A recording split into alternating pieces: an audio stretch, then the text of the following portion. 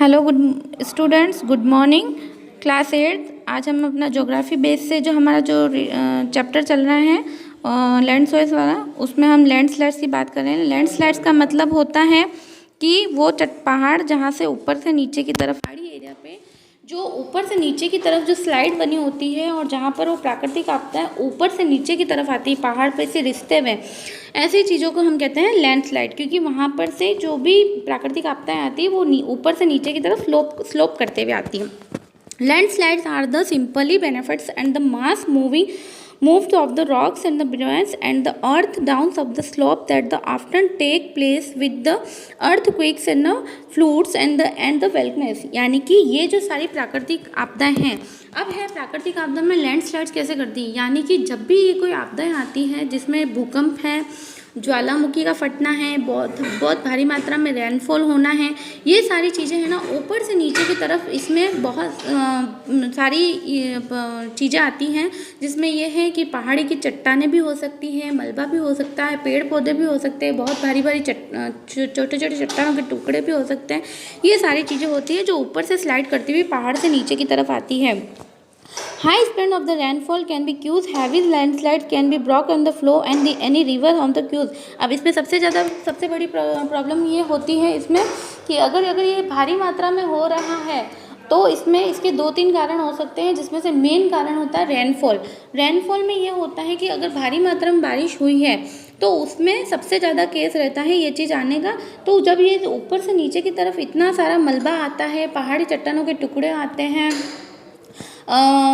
पेड़ पौधे आते हैं, मलबा आता है, तो उसमें ये होता है कि ये सब लैंडस्लाइड्स करते हुए नीचे की तरफ जब आते हैं फ्लो बना के, तो ये अगर प्रॉब्लम वहाँ आ जाती है कि जब अगर नीचे कोई नदी बह रही है, कोई रिवर है, कोई फ्लो है पानी का, तो वो ब्लॉकेज होगा। क्योंकि वो जैसे सीधे ऊपर से स्लाइड करते हुए नीचे आएगा तो नदी के अंदर जाएगा और वहाँ पर रहने पर क्या होगा कि वो नदी को ब्लॉकेज कर देगा। नदी को ब्लॉक करने के बाद क्या होगा, सबसे बड़ा रिस्क यहाँ आएगा कि नदी अपना रास्ता चेंज कर देती है, अपना मूविंग चेंज कर देती है। अपनी मूविंग चेंज कर देगी तो वो कहाँ पर चली जाएगी, आसपास के इलाकों में, जिधर भी उसको फ्लो मिलेगा उधर वो उस तरफ चली जाएगी। तो उस तरफ जाने से क्या होगा कि जहाँ पर धनी आबादी वाले क्षेत्र होंगे, आसपास के इलाके के जहाँ पर पीपल्स रहते होंगे, जहाँ पर जनजाति प्रभावित होगी, वो उधर चली जाएगी तो बाढ़ जैसी संभावना हो जाएगी। तो इसमें क्या होता है, जन माल धन हानि हर एक तरह से लोगों को बहुत ही हर तरह से हर चीज़ का खतरा रहेगा और प्रॉब्लम होगी।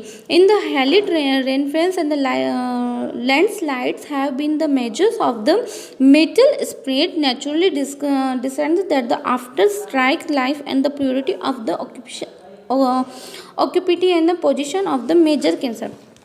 मैंने जैसा कि आपको बताया ही है कि स्टूडेंट्स लैंड स्लाइड करते हुए आते हैं, यानी कि पहाड़ों से ऊपर की तरफ जो चीज़ें आती है वो आती है भूकंप की वजह से, भारी बारिश की वजह से, अर्थक्वेक, ज्वालामुखी, भूकंप, ज्वालामुखी और इन सब की वजह से आती है। तो इनका सबका मेन कारण ये होता है, जो मेजर कारण होता है वो है पृथ्वी के साथ हम जो खिलवाड़ कर रहे हैं उसकी वजह से। इसके बारे में हम आगे डिस्कशन करते हैं कि हम पृथ्वी के साथ और भूमि के साथ किस तरह से खिलवाड़ करे जा रहे हैं। जैसा कि मैंने आपको आगे बताया था कि बहुत लोग पर्सनल प्रॉपर्टीज़ हैं, कम्युनिटी प्रॉपर्टीज़ हैं, तो उसके लिए भूमि का किस तरह से यूज़ कर रहे हैं, तो ये आपको चीज़ मैं आगे समझा ही चुकी हूँ। ओके है, नेक्स्ट है conservation of the land.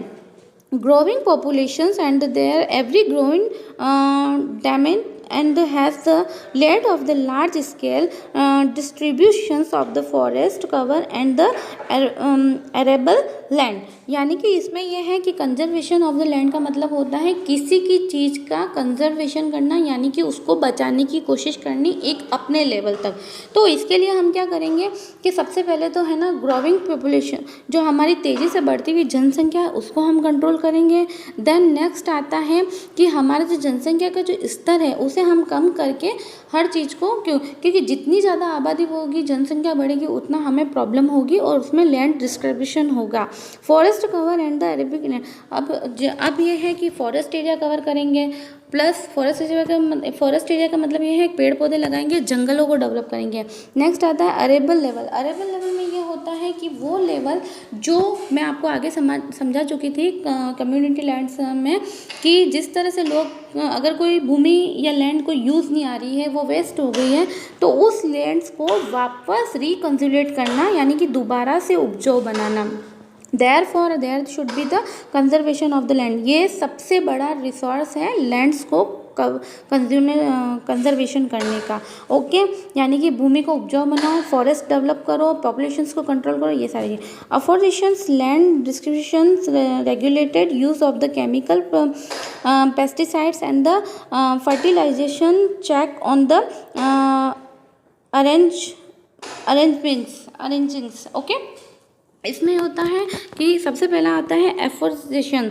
Afforestation में मतलब ये आता है कि आप, इसका मतलब मैं आपको ये बता सकती हूँ कि सबसे पहले हमें क्या है कि खेती बाड़ी को डेवलप करना है, खेती बाड़ी को डेवलप करना है, और हमें लैंड के डिक्लेमेट्स को, यानी कि अब मैं आपको बताती हूँ कि जो हमारी फॉरेस्ट हमें डेवलप करना है, जंगल डेवलप करने हैं, खेती को जो जो हमारी जो लैंड है उसे रिकंसोलेट करना है, यानी कि उसको दोबारा उपजाऊ बनानी है। और उसके बाद में ये होता है कि बड़े पैमाने पर जो हमारी खेती बाड़ी होती है एग्रीकल्चर लैंड्स में, तो उसमें ये होता है कि जो हम खेती बाड़ी करते हैं उसमें जो हमारे खेती बाड़ी से सेफ्टी के लिए जो छोटे छोटे कीड़े मकोड़े होते हैं और जो कीटाणु होते हैं, उनको हम खेती बाड़ी को बचाने के लिए जब हम उनके लिए जो फर्टिलाइज़र यूज़ करते हैं, वो हमें पता नहीं होता है कि कितनी मात्रा में कितना यूज़ करना है, बस उसको सेफ्टी के तौर पर यूज़ कर लेते हैं। लेकिन आपको ये पता नहीं होता है कि उसकी वजह से लैंड्स की